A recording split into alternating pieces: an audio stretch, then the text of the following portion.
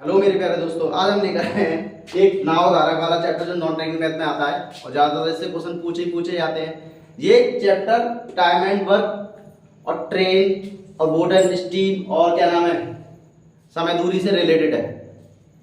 आपको यदि समय दूरी आती है और ट्रेन आती है तो इस चैप्टर को चुटकियों में सॉल्व कर देंगे, नहीं आती फिर भी कर देंगे। मैं आपको दोबारा बता दूंगा। तो क्वेश्चन को समझना बहुत इजी काम है, ठीक है ना। अगर इसमें क्वेश्चन तुमने समझ लिया तो आप चुटकियों में सॉल्व कर दोगे। क्या कहना चाह रहा है क्वेश्चन? तो मैं एक नदी बनाता हूं, नदी एक रिवर टाइप की नदी इस तरीके से बह रही है और इसमें एक नौका है, यानी कि एक नाव है और वो जिस दिशा में नदी बह रही है उसी दिशा में चल रही है। तो ये बताओ नदी की जो चाल है वो जल्दी पहुंचेगी ना नदी? क्यों पहुंचेगी? क्योंकि नदी की चाल इसकी नौका की चाल में प्लस हो जाती है। क्या हो जाती है? प्लस हो जाती है। फिर यदि नदी ऐसे बह रही है, इस टाइप से बह रही है और नौका इस टाइप से चल रही है और नदी इस टाइप से बह रही है तो माइनस हो जाती है। इस चक्कर में बहुत परेशानी का सामना करना पड़ता है नाविकों को। ऐसे ही साइकिल तो में चलाइएगा भी, हवा की दिशा में चलाते हैं तो आप जल्दी जल्दी फ्लो करते हैं और जैसे ही हवा का विपरीत झोंका आता है तो आपको साइकिल रुकने का मन करता है कि रुक रही है क्या। ये आपको पता होगा। सेम अपोजिट है ट्रेन का। ये ट्रेन का अपोजिट है ये चैप्टर। ट्रेन के रूल सारे उल्टे हो जाते हैं इसके अंदर। अब ट्रेन में क्या होता है? विपरीत दिशा में चालें घटती हैं, पर इसमें विपरीत दिशा में चालें घटती हैं। ट्रेन में समान दिशा में चालें घटती हैं, इसमें जुड़ती हैं। विपरीत चैप्टर है, सॉरी। तो हम इस चैप्टर को समझने के लिए कुछ बेसिक फंडामेंटल चीजें पढ़ेंगे। उसका क्या है, कुछ चीजें लेट कर लेंगे। हम क्या कर लेंगे? लेट कर लेंगे। तो मान लेते हैं, माना नाव की चाल यानी कि स्पीड ऑफ बोट, उसको हम ए लेट कर लो। क्या कर लो? ए कर लो लेट। और धारा यानी कि स्ट्रीम, धारा की चाल, स्ट्रीम को मान लो बी लेट कर लो, स्मॉल बी इसको लेट कर लो। अब जब नाव चल रही है धारा की दिशा में, नाव चल रही है धारा की दिशा में, तो ये प्लस होगा कि नहीं होगा? होगा ना, बिल्कुल होगा। इसको भी किलोमीटर प्रति घंटा में मानो और इसको भी किलोमीटर प्रति घंटा में मानो, या मीटर प्रति सेकंड में मानो, या मीटर प्रति सेकंड में मानो। यदि ये एक ही दिशा में चल रही है तो ये क्या होगा? प्लस होगा कि नहीं होगा? प्लस होगा। कॉमन सेंस की बात है भाई, एक ही दिशा में चालें जुड़ जाती है तो फिर आसानी से नाव चली जाती है। तो एक वर्ड आते हैं, वर्डों को समझना बहुत जरूरी है। तो वो वर्ड क्या होते हैं? क्वेश्चन में बोलेगा धारा की दिशा, धारा की दिशा में नाव की चाल, ये वर्ड बोलेगा। अनुदिश, क्या बोलेगा? अनुदिश, उसी दिशा में। धारा की दिशा में बोलेगा नाव की चाल, अनुदिश बोलेगा नाव की चाल, और बोलेगा अनुकूल। एक वर्ड और बोलेगा अनुकूल, अनुकूल। और एक दो वर्ड और होता है। अगर ये वर्ड आपको दिख गया तो इसका मतलब ये कह रहा है कि धारा की दिशा में नाव चल रही है, जिस दिशा में धारा बह रही है उसी दिशा में नाव भी चल रही है। तो धारा की दिशा में नाव की चाल के लिए क्या ट्रिक होगी? ए प्लस बी होगी नहीं होगी? होगी नहीं होगी? और बोलेगा धारा के प्रतिकूल, प्रतिकूल मतलब अपोजिट, धारा के प्रतिकूल क्या हो जाएगा? एक्स माइनस के वाई यानी कि ए माइनस के बी, प्रतिकूल विपरीत दिशा में, ठीक है ना। धारा के प्रतिकूल विपरीत दिशा में। और ऊर्ध्व प्रवाह, एक क्या वर्ड आता है? ऊर्ध्व प्रवाह, अपस्ट्रीम।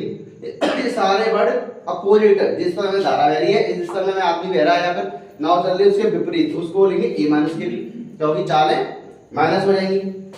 अब कभी कभी क्या देगा? धारा की दिशा में नाव की चाल दे रखी होगी, धारा के विपरीत नाव की चाल दे रखी होगी, पूछेगा कि धारा की चाल बताओ, ये पूछेगा। और क्या पूछेगा? और पूछेगा नाव की चाल बताओ। तो इसको बोलते हैं डीएसएस, डीएसएस, और इसको बोलते हैं यूएसएस। क्या बोलते हैं? Up speed stream, up down speed stream. DSS और यूएसएस। कोई दिक्कत?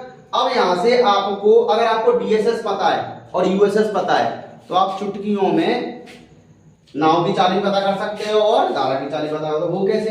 तो नाव की चाल हमने ए तो मानी थी, तो ए बराबर होता है DSS प्लस USS अपॉन 2 और बी बराबर होता है DSS माइनस USS अपॉन 2। पूरा चैप्टर आपका क्लोज हो चुका है। इससे सारे क्वेश्चन चुटकियों में सॉल्व हो जाएंगे। अगर आपको विश्वास ना हो तो मैं आपको बोर्ड पर क्वेश्चन कराऊंगा, मगर आप इसको पहले नोट कर लेना, ठीक है? और भी वीडियो देखनी है तो हमारी प्लेलिस्ट में बनी हुई है, सारे चैप्टरों की वीडियो मैंने अपलोड कर दी है। अब कुछ दिन बाद वीडियो का जो री एग्जाम हो रहा है उसके लिए रीजनिंग लेकर आ रहे हैं, तो जो वीडियो का री एग्जाम की प्रिपरेशन करना चाहता है उसके लिए रीजनिंग के लिए एक सुनहरा मौका है, वो बहुत इजी वे में तैयारी कर सकता है। अब मैं क्वेश्चन लगाता हूं बोर्ड पर। क्वेश्चन क्या है? एक नदी में धारा की गति 3 किलोमीटर प्रति घंटा और स्थिर पानी में एक व्यक्ति की गति, व्यक्ति जो तैर रहा, रुके हुए पानी है, पानी बिल्कुल रुका हुआ है, 5 किलोमीटर प्रति घंटा। तो कह रहा है व्यक्ति को धारा के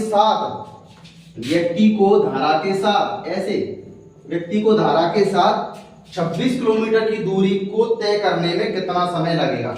यहां से आता कि कितनी दूरी है बेटा? 26 किलोमीटर। कितने किलोमीटर? 26 किलोमीटर। देखो धारा की गति नदी के साथ कितनी 3 किलोमीटर पर आवर से बह रही है और आदमी 5 से, आदमी की गति क्या है? 5 से।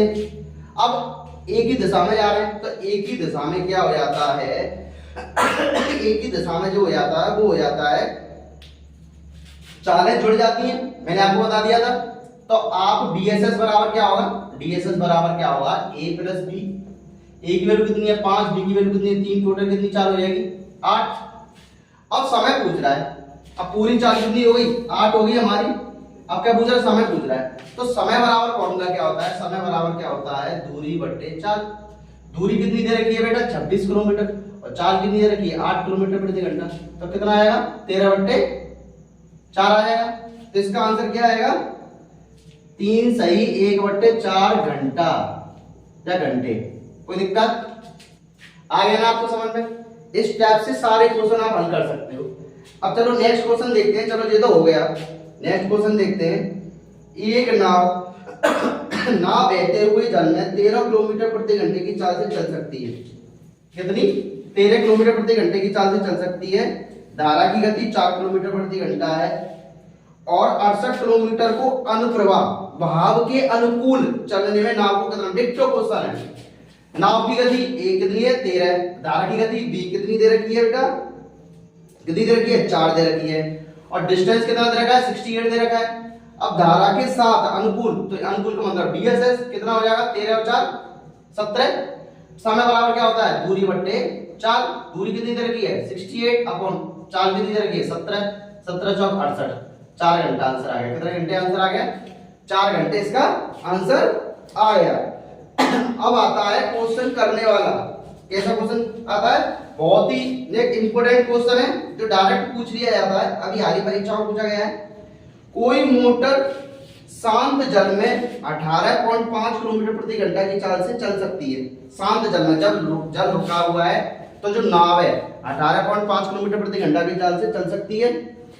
जल प्रवाह के विपरीत 60 किलोमीटर की दूरी को 4 घंटे में तय करती है। देखो ये जल बह रहा है, नाव ऐसे चल रही है, ऐसे चल रही है, 4 घंटे में दूरी तय करती है। कितने किलोमीटर की? 60 किलोमीटर की। कितने घंटे में? 4 घंटे में। ठीक है प्यारे बच्चों। और शांत जल में नाव की चाल कितनी दे रखी है? ए की वैल्यू कितनी दे रखी है? 18.5 दे रखी है। दे रखी है। अब आप बताओ ये क्या विपरीत ही तो है। विपरीत का मतलब क्या होता है? विपरीत का मतलब होता है USS। तो USS बराबर क्या होगा? दूरी बट्टे समय। दूरी कितनी है? 60। समय कितना है? 4 से कितनी बार कटेगा? 15 बार।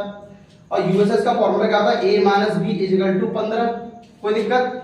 ए क्या होती है? शांत जल में नाव की चाल होती नहीं होती है, तो ए की वैल्यू कितनी दे रखी है?